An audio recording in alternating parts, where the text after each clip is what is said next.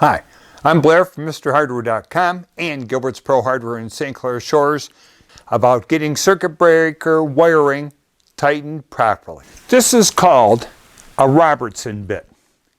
It is a square drive, also known as a Canadian bit because they were the country that adopted it first. And this is a typical circuit breaker.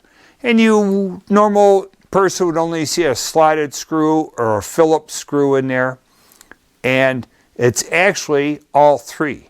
A Robertson screwdriver fits in the head of that screw perfectly.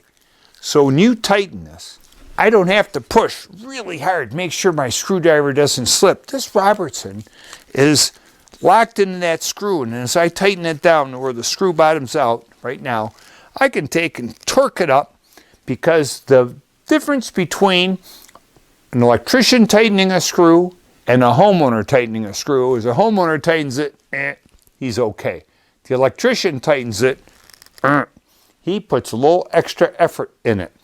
And the difference is copper, being a metallic thing, can heat up and contract, and it can come loose. And you tighten them twice.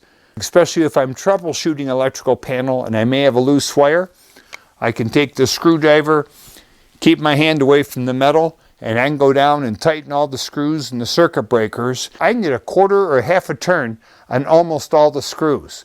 So there's the proof why sometimes you aren't getting good electricity or intermittent electricity. The screws could be loose. I don't recommend anybody that's not capable to go to an electrical panel.